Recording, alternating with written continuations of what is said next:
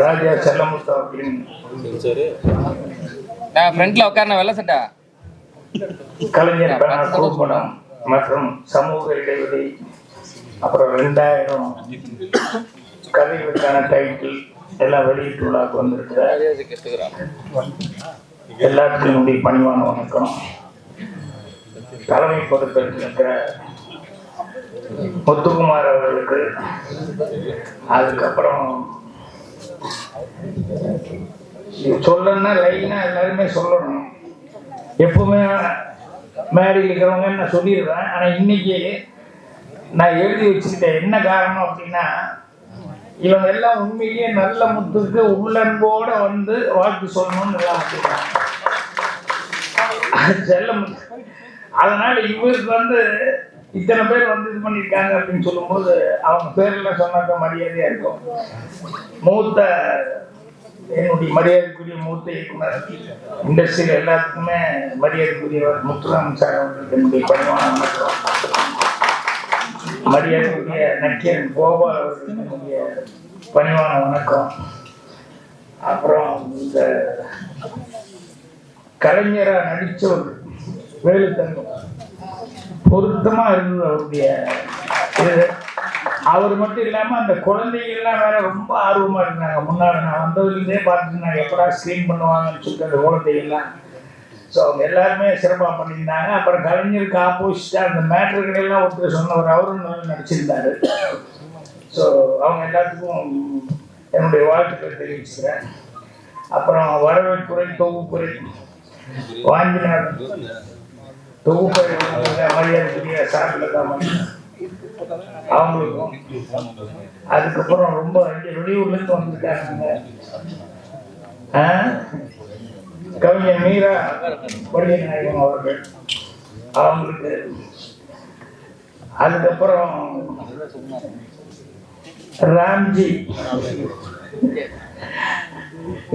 எல்லாம் சொல்லணும்னா, நான் தான் இங்க நிக்கிறதுக்கு ஒரு முதுகெலும்பான பின்னாலிருந்து எழுதுன்னு என்னுடைய படங்கள் வரும்போது அவ்வளவு எழுதிட்டு இருந்தார். அவ்வளவு வந்து எனக்கு மனம் இல்லை. ஒரு திறமையான ஆட்கள் யாராவது வர்றாங்க, புதுசா வர்றாங்கன்னா அவங்கள பாராட்டுறதுல அவருக்கு இன்னைக்கு வார்த்தை பஞ்சமே இருந்ததில்லை. அவ்வளவு தூரம் மெனக்கெட்டு பண்ணுவாரு. அதே மாதிரி ராத்திரி 1:30 மணி 2 மணிக்கு படம் முடிஞ்சதுக்கு அப்புறம் கூட பேசுவார். ஸோ அவங்க வந்து இவருக்காக வந்து இவ்வளவு மெனக்கிறாங்க அப்படின்னு சொல்லும்போது அது ரொம்ப சந்தோஷமா இருந்தது. அப்புறம் வேற யாராவது மூத்த பத்திரிகையாளர் திரு வாசுதேவன் அவர்கள் இருக்காங்க. அப்புறம் உதயம் ராம், அவர் நல்ல கதையை பற்றி 2 கதையை பற்றி அழகாக சொன்னார்.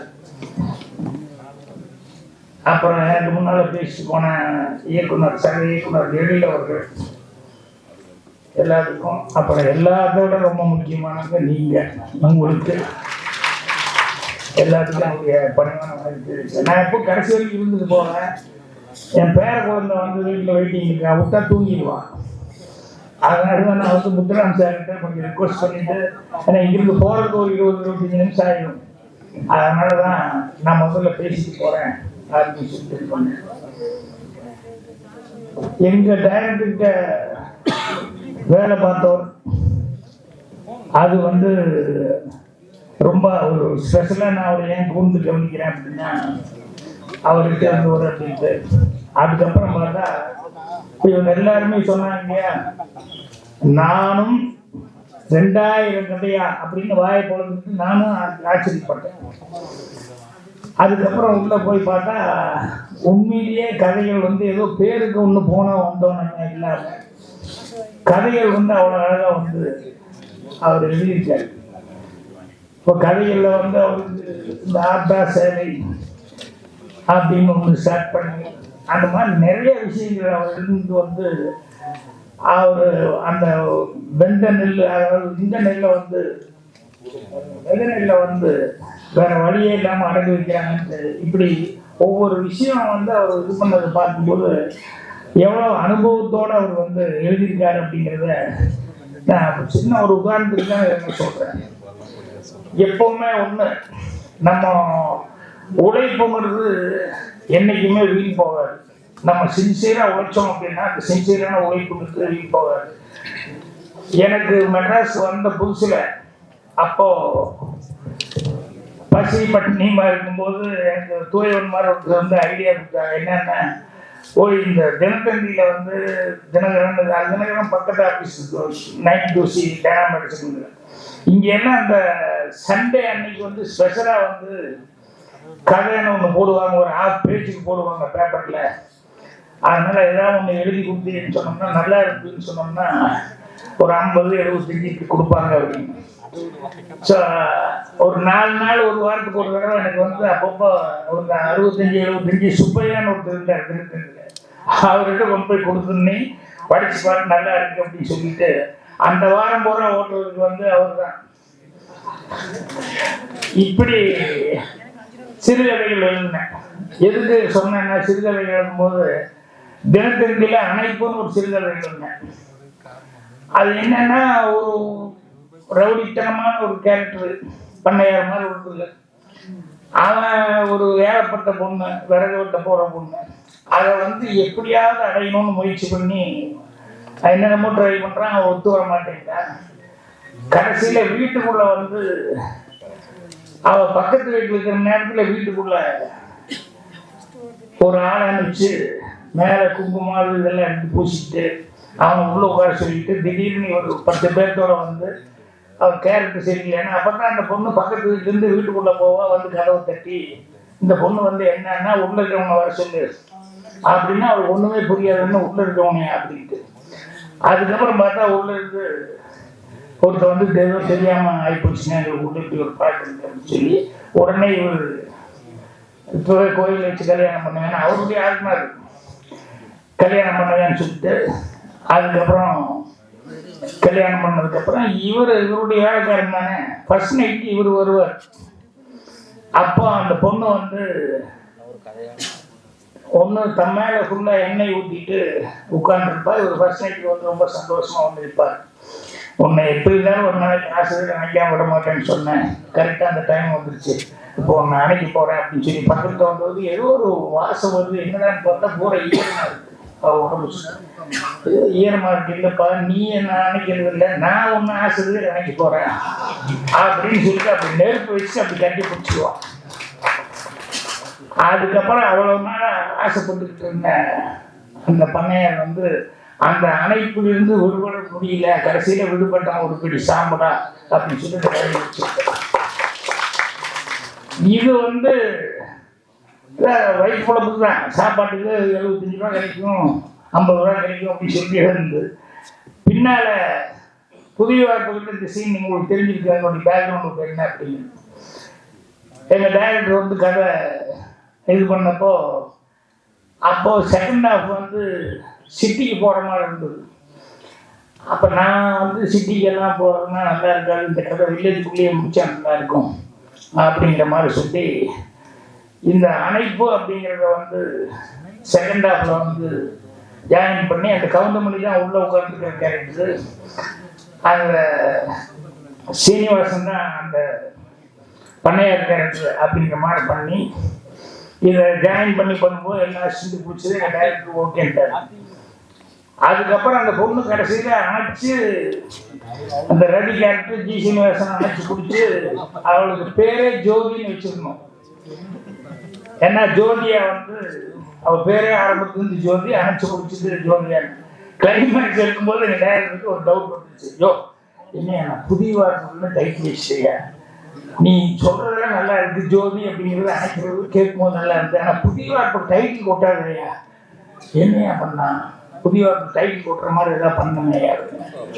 அதுக்கப்புறமா சரி அவ வந்து சாக வேணாம் அப்படின்னு சொல்லிட்டு கத்தியில வந்தா மறைச்சி வச்சுருந்தா குத்திட்டா. அதுக்கப்புறமா வந்து வாத்தியாரு அந்த பொண்ணும் ஓடுறாங்க. கூடவே அந்த பூக்காரி அவளுக்கு ஒரு லைஃப் குழந்தையோட இருக்கிறது கவுண்டர் பண்ணி கூப்பிட்டு எல்லாருமே சில்லவுட்டில் வந்து காலையில் நேரத்துக்கு போகிற மாதிரி அப்படி போட்டு புதிய வார்த்தை அப்படின்னு சொல்லி டைட்டில் வச்சிடலாம் அப்படின்னு சொல்லி லாஸ்ட் மினிட்ல அதை நிறுத்தி வச்சுட்டு 1/2 மணி நேரம் டிஸ்கஷன் அப்புறம் பண்ணிட்டு அதுக்கப்புறம் இந்த சீன்லாம் அப்புறம் மன ஷூட் பண்ணாரு. ஆனா இந்த கிளைமேக்ஸ் ஊர்ல ராஜ்கிரி சாருக்கு பிடிச்சிருந்தது, அதனால அவர் ஏதோ ஒரு படம் எடுத்தாரு பாருங்க, அதுல வச்சுட்டாரு அந்த கட்டி பிடிச்சி இது பண்றது. என்னன்னா அது இவ்வளவு கதை எழுதியிருக்காரு. கண்டிப்பா வந்து இந்த உழைப்பு வந்து வீண் போகாது. இது வந்து 2 லைன் கதையா இருக்கும், 4 லைன் கதையா இருக்கும். ஆனா நம்ம சின்சியரா உழைச்சோம் அப்படின்னு சொல்லி சொன்னோம்னா என்னைக்கு இருந்தாலும் அது ஒரு நாளைக்கு வந்து அந்த உழைப்புக்கு உண்டான பலன் அப்படிங்கிறது வந்து கண்டிப்பா கிடைக்கும். ஏன்னா சும்மா இருக்கும்போதெல்லாம் எதையாவது ஒன்று யோசிக்குமே அப்படின்னு சொல்லிட்டு எப்பவுமே ஏதாவது ஒன்று யோசிச்சுட்டு இருப்போம். அப்புறம் கடைசியில் நம்ம இல்லைன்னா கூட திடீர்னு பாண்டியராஜா, ஈரோடு முருகேஷ் இவங்கெல்லாம் வருவாங்க வந்து, சார் ஏதாவது ஒரு கதை கொடுத்தா நாங்கள் நினைச்சா நல்லா இருக்கும் அப்படின்னு சொல்லி சொல்லும்போது சரிடா அப்படின்னு சொல்லிட்டு அவனுக்கு தாய் குழந்தைன்னு ஒரு கதையை கொடுத்தேன். அப்புறம் கபடி அப்படிங்கிற கதையை கொடுத்தேன். இதெல்லாம் சும்மா இருக்கிற நேரத்தில் ஏதாவது யோசிச்சு வைப்பேன். கடைசியில் பார்த்தா அது தாய் குழந்தை இங்கே போய் தெலுங்குக்கு போய் தெலுங்குலேருந்து ஹிந்திக்கு போய் இத்தனைக்கும் போயிடுச்சு. ஸோ அதனால் நீங்கள் 2000 கதை எழுதியிருக்கீங்க. கண்டிப்பாக உங்களுடைய சின்சியரான இவ்வளோ கதை எழுதியிருக்காங்க போது ஒவ்வொன்றுக்கும் வந்து அதுக்கு உண்டான ஒரு பலாபலங்கிறது வந்து கண்டிப்பாக கிடைக்கும். நிறைய பேர் இங்கே ராமன் ஆச்சரியப்பட்டு சொல்லிட்டு இருந்தார், சினிமாவில் வந்து கதை இல்லைன்னு இருக்காங்க அப்படின்னு சொல்லிட்டு. உண்மையே இது வரும்போது படிக்க ஆரம்பிச்சாங்கன்னு சொன்னோம்னா, ஏன்னா கதைக்கு வந்து விதமான ஒரு சின்ன மேட்ரு ஒன்று இருந்தால் போதும், அதை வச்சுட்டு அதுக்கப்புறம் விசுவமாக வந்து கதையை வந்து டெவலப் பண்ணிக்க முடியும். ஸோ நீங்கள் ஜீவனோட வந்து ஒவ்வொரு கதையிலையும் வந்து இதெல்லாம் இது பண்ணிக்கிங்க. ஸோ அதனால நம்பிக்கையோடு இருந்தீங்கன்னு சொன்னோம்னா கண்டிப்பாக வந்து உங்களுக்கு அது உண்டான இது வரும். அவர் எழுதிப்போட பேசும்போது சொல்லிட்டு போனார், மௌனகிரிகள் வந்து குமுதத்தில் வந்து நான் எழுதினேன் அப்படின்னு சொல்லிட்டு. அப்போ நிறைய பேர் பயந்தாங்க. என்னன்னா சினிமா கதை அதுக்கு முன்னாடியே புக்கில் வந்துருச்சுன்னு சொன்னோம்னா ஒருவேளை இப்படி எப்படி வந்துட்டா என்ன பண்ணுறது அப்படின்னு சொல்லிட்டு எல்லாருமே பயப்பட்டாங்க. ஆனால் எனக்கு நம்பிக்கை இருந்தது, இது வந்து ப்ளஸ்ஸாக தான் இருக்கும் போது அது மைனஸ் ஆகாது அப்படின்னு சொல்லி ஷூட்டிங் எடுக்கிற ஸ்டில்லோட வச்சே குமுதத்தில் எழுதிட்டு வந்தேன். அது மாதிரி படத்துக்கு வந்து பெரிய எதிர்பார்ப்பு வந்துச்சு. அதுக்கப்புறம் நான் 92 சீல் இருக்கும்போது திடீர்னு ஒரு புக்கு வந்தது, ஏதோ ஒரு புக்கு வந்தோடனே அது நாவல் மாதிரி ஏதோ ஒரு நாவல் வந்து வாங்கிட்டு போய் படித்தா மகரிஷி எழுந்து போனா ஒரு கேள்வி இருக்கு. அதை படிச்சோன்னே ஐயோ இது சினிமாவில் எடுத்தால் பிரமாதமாக போகுமே அப்படின்னு சொல்லி நினச்சிட்டேன். ஆனால் யாருக்கிட்ட போய் சொல்றது, நானே சான்ஸ் சுற்றிட்டு இருக்கேன். அதுக்கப்புறம் ஒரு வாரத்துக்குள்ள பஞ்சு சார் டைரக்ஷனில் சார் டைரக்ஷனில் அது வருது அப்படின்னு சொல்லி சொன்னோன்னே டெஃபினட்டாக அது வந்து பெரிய சக்ஸஸ் ஆகும் அப்படின்னு சொல்லி சொன்னேன்.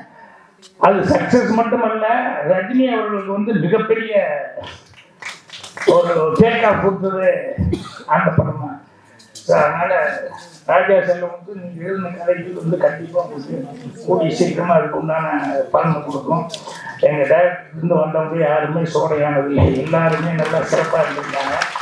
அதே மாதிரி உங்களுக்கு பக்கபலமாக மக்கள் குரல் இந்த டிவி பாருங்க இது இருக்குது அப்படின்னா அதுதான் நான் சொன்னேன். யார் பேர் சொல்ல மாட்டேன், இப்போ ஏன் சொல்கிறேன்னு நினச்சேன்னா எல்லாருமே ஆத்மார்த்தமாக அவர் சொன்னார், கோபால் சார் சொன்னார் இத்தனை பேர் வந்திருக்காங்க அப்படின்னா உண்மையிலேயே கூப்பிட முடியாது. நம்ம அவங்களுக்கு உள்ளன் போல் இருந்தால் தான் வர முடியும்.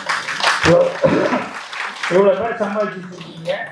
கண்டிப்பாக உங்களுக்கு சினிமாவில் இடம் காத்துட்டு கூடிய சீக்கிரம் நீங்கள் சினிமாவில் நல்லா வந்து தெரிஞ்சு ஆமாம்.